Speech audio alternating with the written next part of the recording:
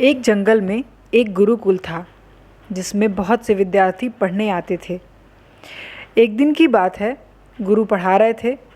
सारे विद्यार्थी पाठ सुन भी रहे थे और समझ भी रहे थे, मगर उनमें से एक विद्यार्थी ऐसा भी था जो पाठ को ठीक से समझ नहीं पा रहा था।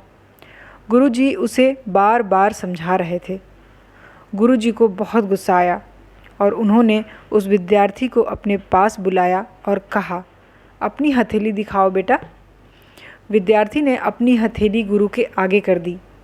हथेली देखकर गुरुजी बोले, बेटा तुम्हारे भाग्य में विद्या नहीं है, तुम वापस अपने घर चले जाओ, आश्रम में अपना समय व्यर्थ मत करो।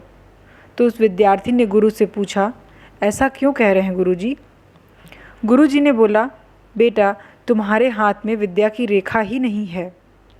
तभी गुरुजी ने एक दूसरे होशियार विद्यार्थी की हथेली को दिखाकर कहा, ये देखो, इसके भाग्य में विद्या है, ये रही विद्या की रेखा। तो तुम बिल्कुल अपना समय व्यर्थ मत करो और वापस अपने घर चले जाओ।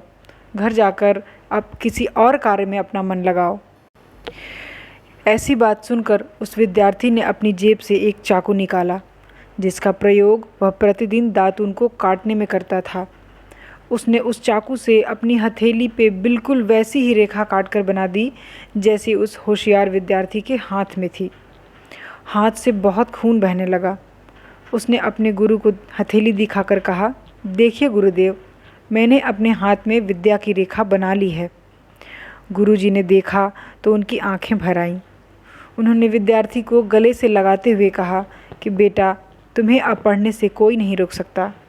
विद्या तुम्हें अवश्य प्राप्त होगी, क्योंकि दृढ़ निश्चय और कड़ी मेहनत से इंसान बड़ी से बड़ी सफलता को भी पा सकता है और हार को भी पराजित कर सकता है।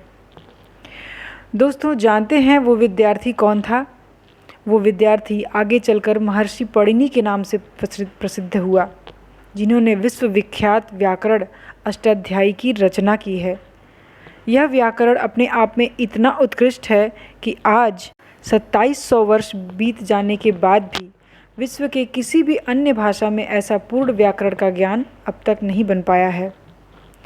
तो आज की कहानी से हमें यही शिक्षा मिलती है कि अपनी लगन, दृढ़ निश्चय और परिश्रम से हम अपने लक्ष्य को प्राप्त कर सकते हैं। वीडियो पसंद आया हो तो लाइक और चैनल को सब्सक्राइब ज़रूर करें। मिलते हैं अगले वीडियो में। धन्यवाद।